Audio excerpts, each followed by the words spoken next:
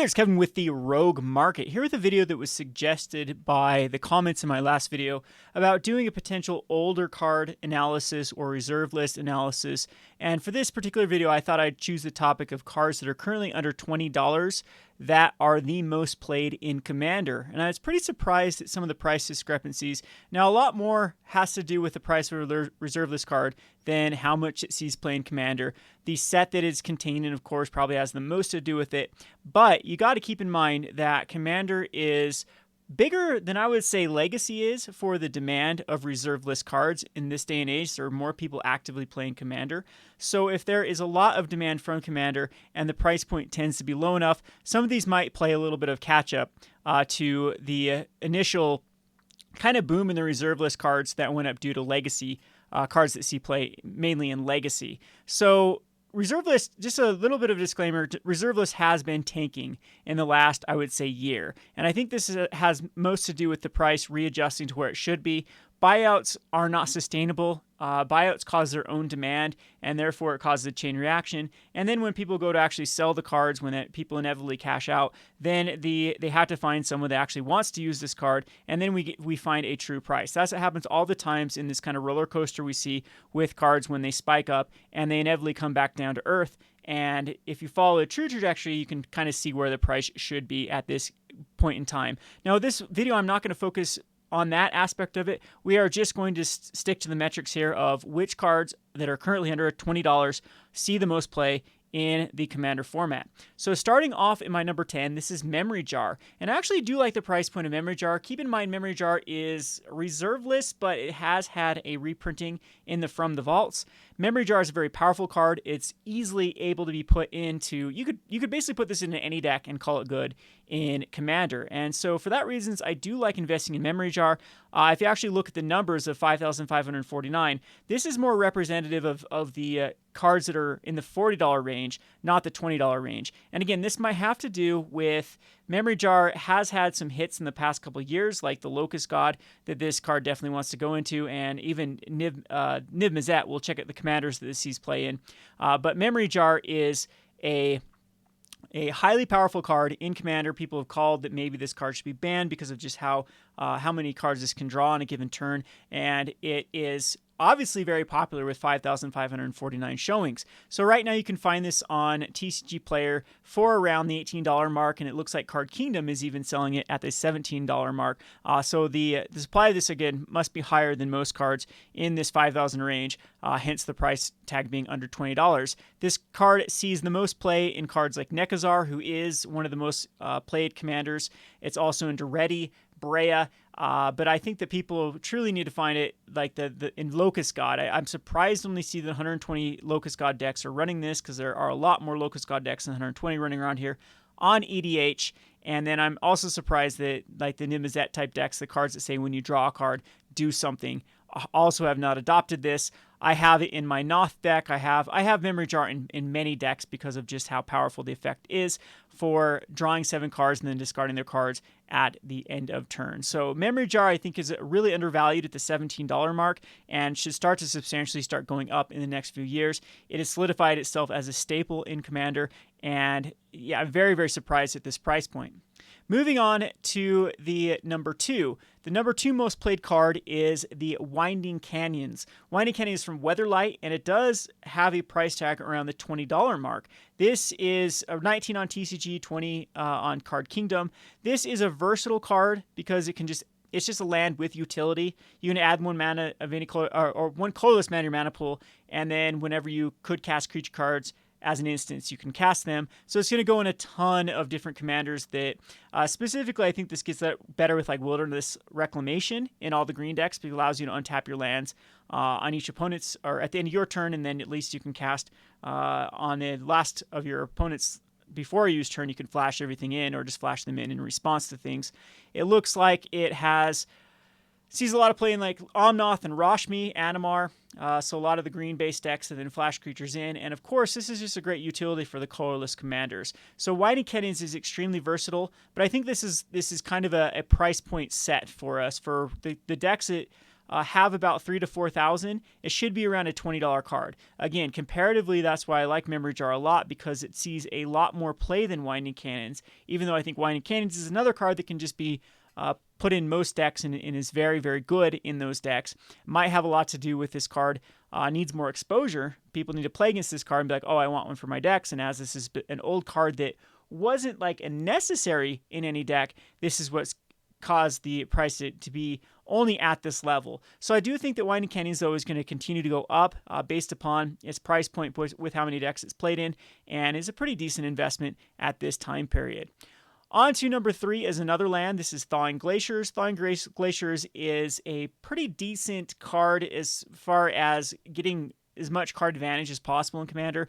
We all know that typically some of the games are defined, or it really is a horrible feeling when you're mana screwed in Commander and everyone else is doing things and you're stuck on lands. Thawing Glacier gets around that a little bit. It comes into play tapped. You're able to search your library for a basic land and put it into play tapped, and then you have to return Thawing Glaciers back to your hand.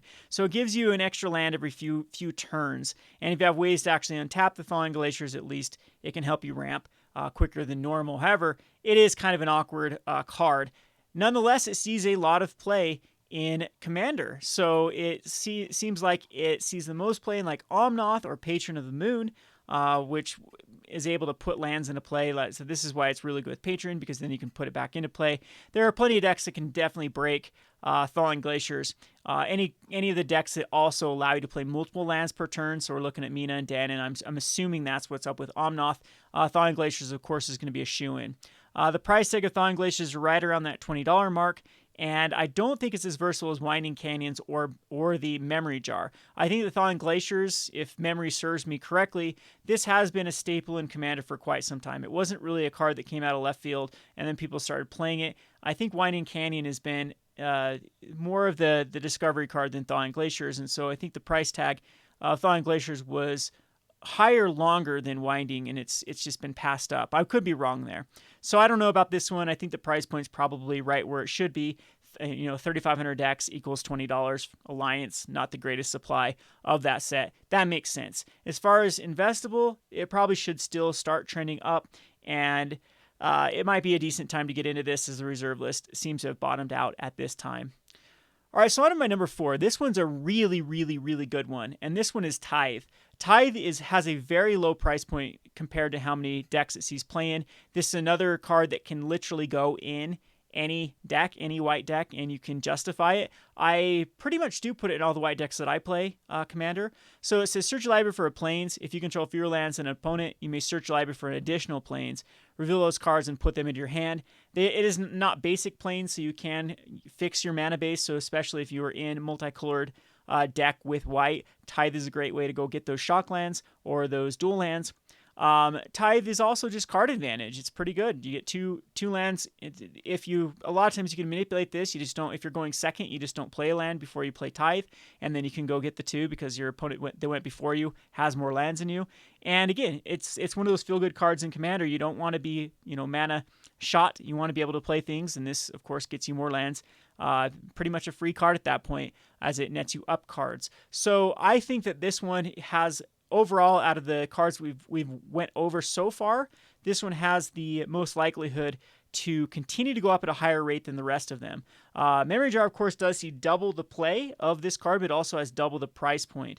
And I do think the Tithe definitely can go in more and more decks. There are some cards that do a very similar thing as Tithe, but again, this one's one of the better ones, especially Instant Speed. Instant Speed is pretty clutch too if you're going second, third, or fourth.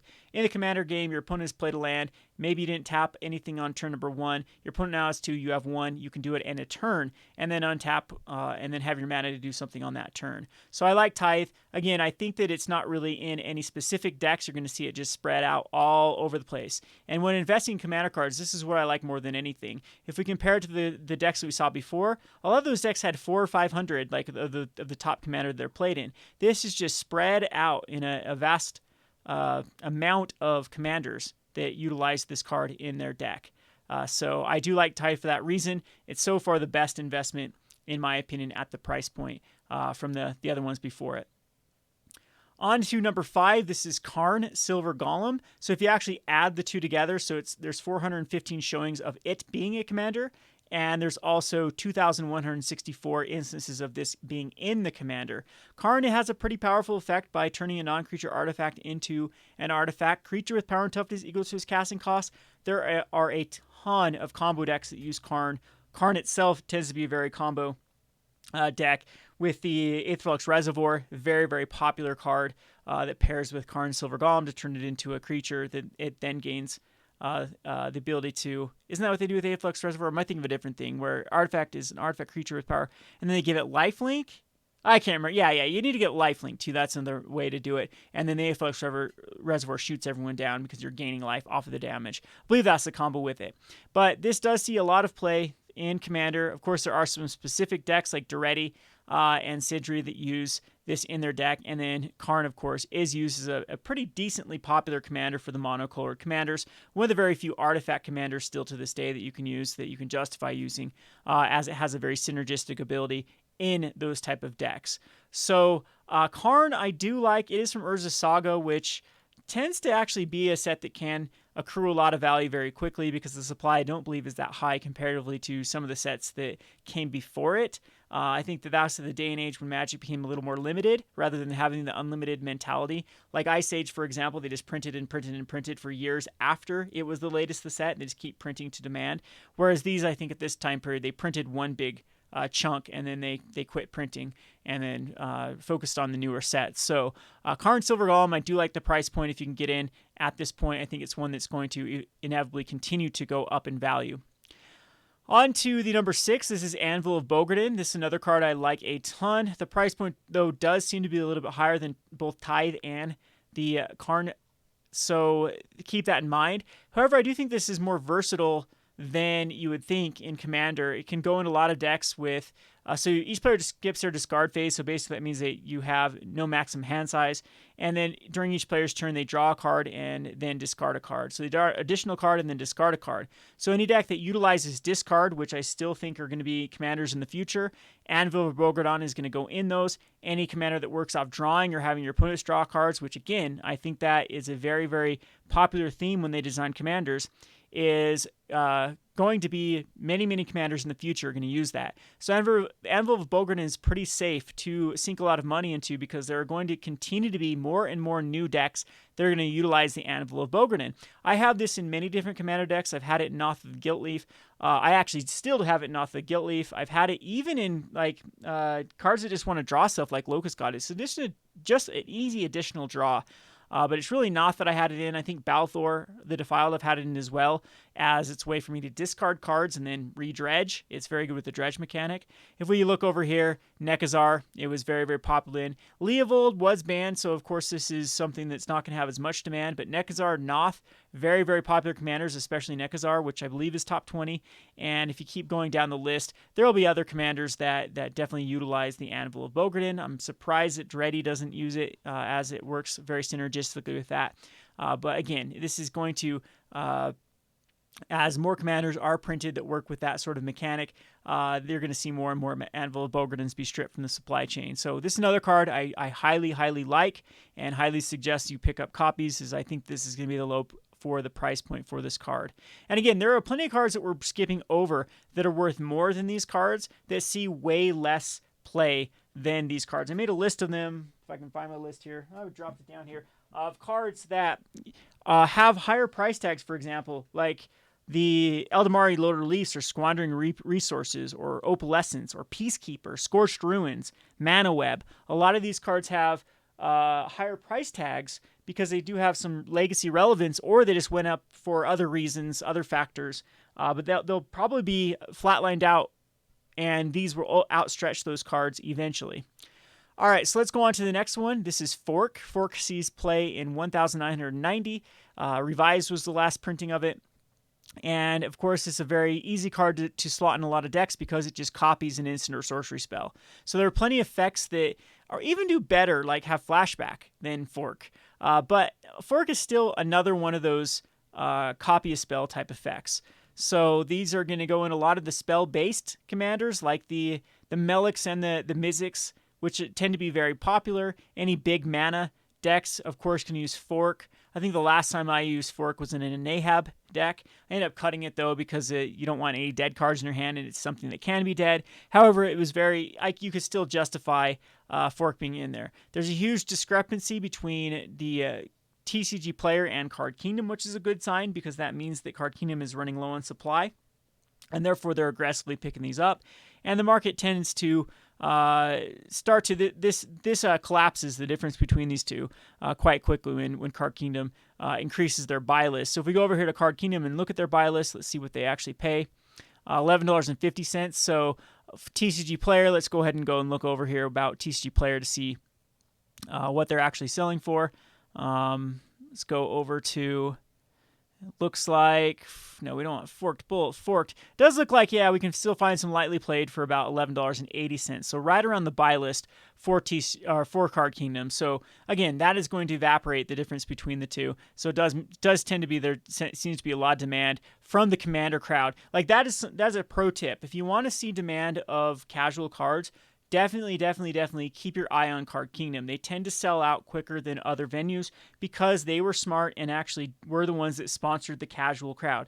They sponsor Tulane Community College. They sponsor the Command Zone. They sponsor EDH Rec right here. They sponsor a lot of the more casual, where the Star City games, the cool stuffs, the Channel Fireballs are definitely more focused on the competitive venture of Magic the Gathering. So if it just makes sense, if Card Kingdom is increasing their price, that means the casual players are buying the card at higher rates than the competitive players. So I mean, this is how I was able to get ahead of the Cyclonic Rift spike, the Sidisi Undead Vizier spike. All those ones were all looking at Card Kingdom and watching them increase both their buy list and their sell price, and knowing that the market will eventually catch up from the more competitive aspect, like TCG players and Channel Fireballs and whatnot. Anyway, let's move on to the next one. This is Retribution of the Meek. This one did have a recent spike. This is one that I kicked myself because it wasn't a very expensive card for a long time, but did have a lot of decks that it went in. And then all of a sudden, now it is up to a $12 card. Sees play in 1,720. So again, I'd still rather pick up Tithe. Sees double the amount of play, and the price tag is a lot more versatile card, and the price tag is a lot lower, and they're from the exact same set. So Retribution Meek, I think, is a little bit overinflated, and that's mainly due to because it had a recent price spike. So Retribution Meek, again, is just more of, can go in like the decks that don't utilize big creatures, Doran, Teysa, Alesha here, that are all usually utilizing smaller creatures, because then you can wipe the bigger creatures. Arcades the Strategist, that's probably one of the reasons for the recent spike, is it goes in Arcades the Strategist. And so there are a lot of other cards, though, that can do very similar things. This one, though, tends to be, the cost of it, only 3 mana, is quite good, and for that reasons, the price tag's going to continue to go up. However, I think this one's going to stay flatline for quite some time. It's going to need months and months and months, I think, to go up more than it is now. Maybe Arcades can keep pushing it up, but I'd still, at the price point, way rather invest in something like Tithe than I would in the Retribution the Meek. All right, so on to the next one. This is the Lotus Veil. Now, Lotus Veil I like a lot. It's from Weatherlight. We've seen cards from Weatherlight go up a lot higher. However, look at the price tag. This is already a lot higher than the ones we've just looked at the $18 mark. This has a lot of crazy combos in Commander. I think the main reason is it's a really, really risky card to play. You have to sacrifice 2 untapped lands, and then you have something that add 3 mana of any color to your mana pool. This can be played in literally any Commander deck, no problems, because you can use cards like Vesuva and Thespian Stage to then copy it after it's already done its negative effect. So when Lotus Veil comes into play, sacrifice it unless you sacrifice 2 untapped lands. So you can actually copy it in response and still imprint that card with Thespian Stage. Not the best idea, of course. A lot of times you just want to sack the 2 untapped lands. There are lands too that get value after of being killed, like the white one the Runes of Trocaire or Flagstones of Trocaire. They can combo with Lotus Veil. There are a couple cards too, like the Drowned one out of Eldritch Moon that you can actually then play back from your graveyard or return it back to your hand. The Dredge lands, things like that. There are plenty of combos with Lotus Veil, and however, even in a vacuum, even without those, it's still pretty decent. It's a land that you're basically upgrading 3 lands into a land that can do more. Anything that can untap this land, you've net up a lot of mana. Anything that can copy it, you get the picture. So this is more of an education card. I think that this card has a lot of decks it can go in. It does tend to seem to go in more of the Titania and the Gitrog monster type decks that can utilize getting cards from your graveyard. However, this is still something that can be pretty much put in any deck that you can set it up and have no problems with it. In fact, I'm wondering why Muldrotha doesn't utilize cards like Lotus Veil more. I get it, Commander, you can get it can get blown up, and then you're basically down 3 lands for one. Land destruction spell. However, I think usually the upside is better than the downside with this card. So this is a card I do like picking up for the long term because the power level is just there for this Lotus Veil. All right, on to the last card. This is Hatred. Hatred has 1,696. This can go in any Voltron Black Commander deck. This is a very, very good card, even with like a new commander called Haunt of the Hightower. As Haunt of the Tower's lifelink, so you pay X life, give your commander enough to do commander damage, kill your opponent, and you haven't really paid any life here because 21 life you get it back, or 20 or whatever it is to get up to it. So seen this play in a lot of like Skithrix the Blight Dragon. It can basically go in any big black deck. Infect is, there's Skithrix. There's a lot of them that black commanders that just Voltron out is what it is being played in. So nothing too special to Hatred. It's just a very, very versatile card. And this card, of course, the price point, though, is not nearly as lucrative as the cards that come before it, already being around the $17 or $15 mark. Again, these are ones, though, that it sees a lot of play still comparatively to their price. At this point, there are probably like 20 cards that did not make this list that see less play than Hatred that have a higher price tag than what we're looking at right now. So comparatively, maybe I should have brought up a chart of those type of cards that didn't make the cut. And you'd be surprised, a lot of them actually don't have any legacy prominence either. It's just they see around the 1,000 commander mark and they have a higher price tag than this. So these are the type of compare and contrast things that I do on a regular basis to try to predict trends going up, is when there's a discrepancy between how popular the card is and where the price of the card is. And that's something everyone should do in many formats beyond this. You should look at standard, you should look at modern, and try to do this compare and contrast.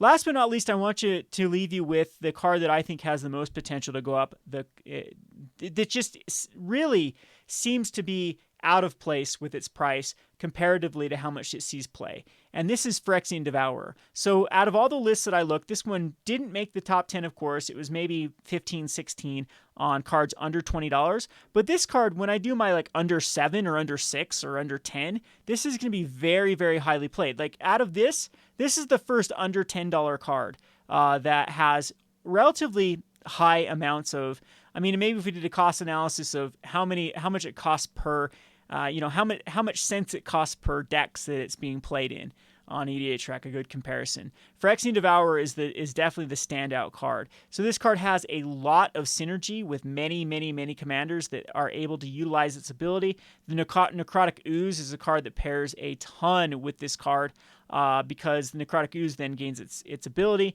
and then any other cards that has counters or any way to give it counters, then it can go crazy with it. So, really like the Phyrexian Devourer. If it ever has power 7 or greater, you bury it, but it's got that activated ability of 0. You just remove the top card of your library from the game, put X+1 counter for X as the card's casting cost. So again, you can see where you can gain this ability with cards like Mimeoplasm or Necrotic Ooze or Experimental Mirage, how this can get just out of control with the +1/+1 counters on it. So if we actually look and see what decks are actually utilizing this, we have Marin of Clan Neltooth. There's got to be some sort of combo. Yeah, I'm pretty sure this is Necrotic Ooze that is common with the Marin. Jared Golgari Lich Lord, same thing. I bet there's some sort of Necrotic Ooze combo. The Mimeoplasm, this is the one that I know the card from. The Mimeoplasm, of course, then can copy the ability and then copy some other instance of another card. And then, if you give it haste or usually it's haste or any way to remove counters, you can actually kill an opponent with the Mimeoplasm and Phyrexian Devourer. And the most recent one was Marseille the Pretender, though, that made this card a lot more. There were a ton of combos with the Phyrexian Devourer that just went crazy with Marseille the Pretender. So again, not too many cards are like exclusive. Marin, any card that goes in Marin, of course, is going to be a little bit higher than most because of how many instances of Marin, how many decks of Marin there are out there. But yeah, this is definitely a card that I think, from its price point comparatively to how many decks it sees playing, is very, very undervalued. If I was to show you kind of the research list, this one ranked extremely high with that under $5 price point for how many decks it sees playing. So this would be my pick of cards I invest in. Last but not least, I think if we go back and look at the ones that I would say are the best, definitely Phyrexian Devourer. The ones I like next would probably be Tithe. Tithe looks super, super enticing at that $12 mark. And Winding Canyons, believe it or not, even though it does have a little bit of higher price tag, this one just continues to see like it's going to go up and up and up in value. And Memory Jar. So those would be the four that I think are better than the rest. Would be maybe to make it 5, Anvil of Bogan would be my list. So these ones on the top end, of course, and then of course the Phyrexian Devourer on the bottom end would be the ones that I would be investing in. So we haven't really touched reserve list. I think it's a little bit overinflated right now. It might go down a little bit more, but if we do have a big influx of Magic players, it's going to follow very similar trends than we've seen in the past. In the past, we would see players go off of like their first introduction, usually standard or in this case arena, and then they're gonna, after a few rotations, they're gonna go a couple different directions. They're gonna get attached to old strategies, old cards, and try to play them in other various formats. Usually, there's a big path after that. There's a split in the road. They either go over to Commander or they go over to Modern. And I think we're going to see a huge influx of players in both of those. So, of course, reserve list cards that see play in Commander will definitely start to go up in value, especially if they hit relevance in the new Commander sets that will come out in August. So keep that in mind. You try to look for cards that have the best chance of seeing play in a lot of different decks going forward. Anyway, I hope you enjoyed this video. This has been Kevin with the Rogue Market. Thanks for watching.